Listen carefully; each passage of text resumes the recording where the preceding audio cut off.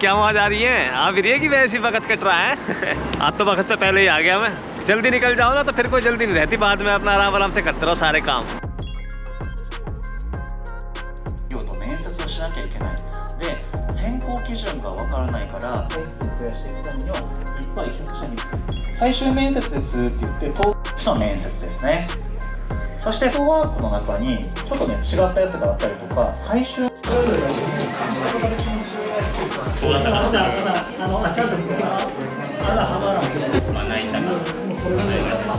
एक छोटा सा सीन पे डिस्कशन चल रहा है अभी क्लास में, ब्रेक हुआ है। सीन कैसे बनता है, कैरेक्टर कैसे बनते हैं, हल्का सा हिंट दिया था, अब उस पर डिस्कस कर रही है बालक।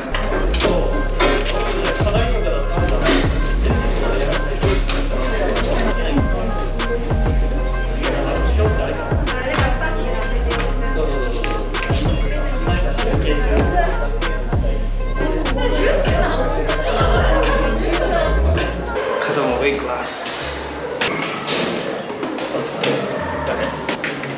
200字のやつが意外にだるいねんな。 そうです。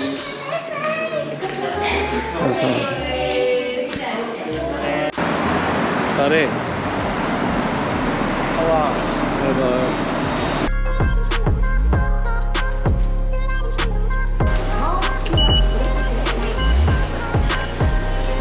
मौसम हो रहा था खराब, मैं तो बढ़िया सरपट भग के आ गया घर और दाल चावल भी बना लिए। कल की तैयारी करनी है। अब मैं जैसे फिल्म स्कूल जाता हूँ ना, तो उसमें फिल्म स्कूल में क्या है, सिनेमा से जुड़ी हुई हर एक चीज़, बारीकी, direction, screen play, story writing, camera, lighting, ये सब सिखाते हैं। पर उसमें जैसे आज हमारा टीचर बोल रहा था, उसमें मंडे को ना एक लेक्चर ये होता है कि तुम सारे सक्सेसफुल इंडिविजुअल क्रिएटर जो बनोगे या फिर कोई डायरेक्शन में जाएगा, कोई जो भी करेगा, तो ऐसे इंडिपेंडेंट सक्सेसफुल होना बहुत मुश्किल होता है, शुरू में नहीं हो पाते हैं। तो तुम्हें किसी ना किसी प्रोडक्शन हाउस में काम करना ही पड़ेगा, काम को और ज़्यादा सीखना पड़ेगा कि एक्चुअल में इंडस्ट्री में काम होता कैसे। तो वो कर करके 5 साल 6 साल 7 साल फिर अपनी अपनी काबिलियत होती है, उसके हिसाब से कोई कैसे बनता। सबसे शुरू में कोई किसी प्रोडक्शन हाउस में असिस्टेंट डायरेक्टर का काम करेगा, कोई लाइट मैन बनेगा, कोई कैमरा मैन बनेगा, कोई एडिटर बनेगा, जैसे जैसे जिसकी स्किल डेवलप होती जाएगी वो वैसा काम करेगा। तो उसमें प्रॉपर लेक्चर होते हैं, प्रॉपर सिखाया जाता है कि इंटरव्यू कैसे दिए जाते हैं, रिज्यूम कैसे लिखा जाता है, क्या क्या गलतियाँ होती हैं। और ये नहीं कि ऐसे एक बार बता दिया, वो हर हफ्ते क्लास होती है, उसमें और बेहतर और बेहतर और बेहतर कैसे बनाया जा सकता है यही सिखाया जाता है और यही पढ़ाया जाता है। तो यहाँ जापान में ऐसा ही होता है, जो यूनिवर्सिटी के अंदर जो 2 साल होते हैं लास्ट के, उसमें यही सिखाया जाता है, इंटरव्यू कैसे दिए जाते हैं और रिज्यूम कैसे बनाया जाता है, एक कंपनी तुमसे क्या एक्सपेक्ट करती है। तो एक कंपनी में भर्ती होने की ट्रेनिंग चलती है पूरे 2 साल यूनिवर्सिटी की। तो वो हमें कहते हैं कि तुम्हें भी करनी पड़ेगी साथ के साथ। ना तो भैया वो रिज्यूम लिखने में इतने पक्के हो जाते हैं और इंटरव्यू देने में इतने पक्के हो जाते हैं, एकदम सटीक जवाब कि उनको कंपनी हायर कर लेती है। तुम अगर नहीं पढ़ोगे ना, ये चीज़ ध्यान नहीं दोगे, तो तुम्हें नहीं हायर करेगा कोई सा भी। जो चौथा महीना होता है ना, अप्रैल, मार्च में सारे पास आउट हो जाते हैं, सबकी ग्रेजुएशन जो होती है मार्च में पूरी हो जाती है। कैंपस प्लेसमेंट होके अप्रैल से कंपनी स्टार्ट हो जाती है, उसमें भर्ती हो जाती है। ये ऐसा ही चलता है, एक अप्रैल में होता है और एक अक्टूबर में होता है, ऐसा ऐसा ही सीन। अप्रैल वाला मेन होता है, पूरे जापान में भर के काले कलर का सूट पहन के सारे एकदम मैट्रिक्स की तरह भगे जाते हैं, स्टेशन पे, पार्कों में, हर जगह, ये रोडों पे यही दिखते हैं स्टूडेंट जो काले सूट में होते हैं, इंटरव्यू की तैयारी के लिए जा रहे होते हैं। ये दिखने लग जाते हैं दिसंबर से। इसको बोलते हैं शूशोकु कात्सुदो और शूकात्सु भी बोलते हैं इसका जापान में। बर्तन भी पड़े हैं यार ये मांज मूंज के। तो पहले मैं जिस जापानीज लैंग्वेज स्कूल में पढ़ता था टोक्यो में, वहाँ पर भी ये चीज़ें थोड़ी बहुत सिखाई थी, पर इतनी डिटेल में नहीं सिखाई थी जैसे जितने यहाँ के यूनिवर्सिटी स्टूडेंट्स को सिखाई जाती है और इन स्कूलों में सिखाई जाती है। तब मुझे लगा था यार कि हम जैसे लोग कितनी ज़्यादा मेहनत करते हैं कि हमें कोई बताने सिखाने वाला होता नहीं, खुद से ही लगे पड़े हैं जैसे तैसे।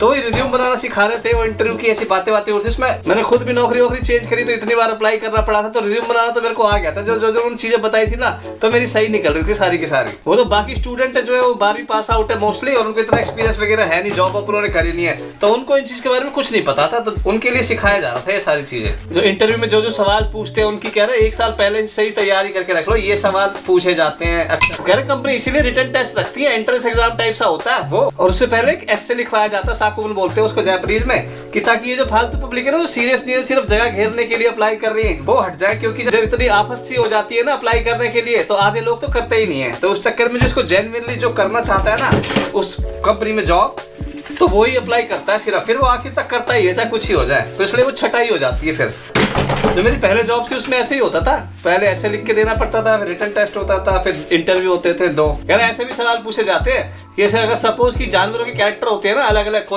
कोई जानवर के कैरेक्टरिस्टिक कुछ और होती है, किसी की कुछ और होती है, तो तुम्हारी किसी जानवर से मिलती है कैरेक्टरिस्टिक्स, अगर मिलती है तो कौन से जानवर से मिलती है। और वो जैसे फिल्म इंडस्ट्री में काम करना है तो वो पूछते हैं कि तुम्हारा अपना सबसे फेवरेट टीवी शो बताओ कौन सा है, और सबसे वो वाला टीवी शो बताओ जिससे तुम्हें नफरत है, जो तुम्हें बिल्कुल पसंद नहीं है। कह रहा ये तो पूछे जाएंगे सवाल, इनका 1 साल का टाइम है तुम्हारे पास, तैयार कर लो अपने, और हम धीरे धीरे डिस्कस कर करके इनको परफेक्ट कराएंगे, क्योंकि तुम जितने स्टूडेंट हो सबके जवाब अलग अलग होने चाहिए अपनी सोच से। तो इसमें सोचना, कह रहा हूँ जैसे जो प्रोडक्शन हाउस होते हैं, मीडिया कंपनी होती है, ये तो और भी ज्यादा छटाई करते हैं। ये एक बार क्या करा है कंपनी ने, जो फाइनलिस्ट है 15-20 फाइनलिस्ट है, तो उनके लिए एक बारबेक्यू पार्टी रख दी कहीं दूर जगह पे, सबको पेड कि तुम आओ यहाँ पर 1 दिन के लिए रुको रात को और अपना बारबेक्यू पार्टी करो, और तो आपस के लोगों से मेल जोल करो, बातचीत करो, एक फन टाइम एक्सपीरियंस होगा। तो उसमें क्या क्या दारू वारू सारी चीज बढ़िया, बारबेक्यू और पार्टी वार्टी चल रही है, और भैया उसमें कुछ लौंडे थे वो तो पी के बढ़िया एकदम सेट हो गए। तो उसमें वो कह रहा है, उसमें फिर उन्होंने जज करा था कि कौन दूसरों के लिए काम करता है, कौन सिर्फ अपने लिए काम करता है, कौन सिर्फ अपने मजे की सोचता है, कौन दूसरों की सेवा करता है। उसमें ये बड़ा रहता है। तो है ना, ड्रिंक व्रिंक कर रहे हो तो सीनियर का ग्लास खाली नहीं होना चाहिए, उसको डालते रहो, उसको डालते रहो। सीनियर की प्लेट खाली नहीं होनी चाहिए। तुम कितनी सेवा करते हो अपने से ज्यादा सीनियरों की, है ना। उसमें बढ़िया छटाई हो गई थी, उसमें पास हुए थे हमारे स्कूल के स्टूडेंट, क्योंकि उनको पहले से बता दिया था कि ऐसे अगर कोई पार्टी वार्टी का सीन होगा ना बेटे, सीनियर की सेवा में लग जाना तन मन धन से, और कोई फालतू टाइम पास, कोई फालतू इधर की बकलोली नहीं चलेगी। और जैसे जिनको नहीं पता थी वो उन्होंने फुल पार्टी वार्टी एंजॉय करी, और उसके बाद कंपनी से उनको कोई कॉल नहीं आया। मेरी आरआरजे एकेडमी से भी एक student final year of Japan आ रहा है, तो उसका भी तो वो क्वारंटाइन में रहेगा, उससे भी मिलना जाके, उसको ये सारी चीजें सिखाऊंगा यार, उसको दिक्कत नहीं आने दूंगा कोई। आज का जो टीचर था वो बड़े प्रोडक्शन हाउस में काम करता है, बड़ी बड़ी बिग बजट मूवीज बनाता है। वो जुरासिक पार्क जो है ना हॉलीवुड की पिक्चर, उसमें उसने काम करा हुआ है। तो वो उस तरह से सिखाता है कि एक बड़े प्रोडक्शन हाउस में काम कैसे किया जाता है, तैयारी कैसे होती है, जब बहुत सारे लोग साथ में मिलकर काम करते हैं ना, एक टीम में काम करना पड़ता है, अकेले से कुछ नहीं होता। जापान में उसमें कैसे लिखा जाता है, जब तुम सारी चीजें लिखोगे, स्क्रीन प्ले लिखोगे, सीन्स लिखोगे, दोगे ना दूसरे को कि ये लो भाई ऐसा ही ऐसा है, तो जापान में उसको लिखने का तरीका एक फिक्स्ड है। वो दुनिया में अलग चलता होगा, जापान में अलग चलता है, क्योंकि जापानीज में होता है ना सारा, तो वो सारा लिखना पड़ता है, उसकी प्रैक्टिस करवाते हैं। और फिर एक जो दूसरा, आज नहीं उसकी कल क्लास है, इंडिपेंडेंट फिल्म मेकर के तौर पे कैसे एक स्टोरी बताई जाती है, वो अलग क्लास होती है। उसमें वो वैसा ही डायरेक्टर है, वो चीजें सिखाता है। फिर आज वाला था ना जो बड़े प्रोडक्शन हाउस में काम करना होता है टीम के साथ, उसमें बहुत लिखना पड़ता है यार, बहुत लिखना पड़ता है, हाथ दर्द हो जाते हैं। जैसे वो प्लेसमेंट वाली जो क्लास थी ना, जैसे इंटरव्यू रिज्यूम बनाने जिसमें सिखा रहे थे, तो उसमें ये भी वो बता रहे थे कि अपना अभी से सोच लो, इन चीज़ों में टाइम लगता है अच्छी तरह से फिगर आउट करने में कि तुम्हारा प्लस पॉइंट क्या है, तुम्हारा माइनस पॉइंट क्या है, ये तो बताना ही बताना पड़ता है इंटरव्यू में, तो हर जगह ही होता है। तो जो टीचर था उसने बोला आपस में डिस्कस करो अपने साथ वाले से कि तेरा प्लस पॉइंट क्या है, तेरा माइनस पॉइंट क्या है, मेरा प्लस पॉइंट ये, मेरा माइनस पॉइंट ये, कि ऐसे डिस्कस करो, और फिर उसको वो बताओ कि मेरे प्लस पॉइंट से तुझे कुछ फायदा होगा, तू भी इससे कुछ सीख ले, तेरे प्लस पॉइंट से मुझे कुछ फायदा होगा तो मैं तेरे से सीख लूंगा। मेरे साथ एक लौंडा बैठा था, वो कह रहा, तो उसने कहा ऐसे अजीब सा कुछ करके मेंढक की सी आवाज निकालने लग गया। कह रहा मैं मेंढक की आवाज निकाल लेता हूँ बहुत टॉप की। तो मैंने कहा तो इंटरव्यू में मेंढक की आवाज निकालेगा? कह रहा यार मेरे को तो यही आता है, इसके अलावा तो मुझे कुछ आता ही नहीं। उन्हें तो कॉलेज के नए नए बालक रहते हैं, वो अपना मौज लेना चाहते हैं, उन्हें मतलब दुनियादारी से कुछ नहीं। बाद जब कॉलेज खत्म हो जाएगा जब पता चलेगी उन्हें असली दुनिया में भैया कैसा राग चलता है। फिर वो टीचर सबसे पूछ रहा था कि हाँ भाई तुमने पूछा तुम्हारे साथ वाले में क्या टैलेंट है? मैंने कहा मेरे साथ वाले में टैलेंट तो है, पर वो टैलेंट ऐसे मेरे काम नहीं आएगा किसी में चीज में। अरे सुबह के लिए अंडे वंडे भी लाने थे यार, भूल गया, अभी फटाक से जाके लेके आ जाता हूँ। एनीवेज, जिन्होंने भी चैनल को सब्सक्राइब कर रखा है ना भाई, भगवान कसम करे जाए तो थैंक यू यार, और जो नहीं कर रखा है आराम से कर लीजिए, बाद में कोई आफत ना आ रही है। अच्छा जी, फिर मिलेंगे, राम राम।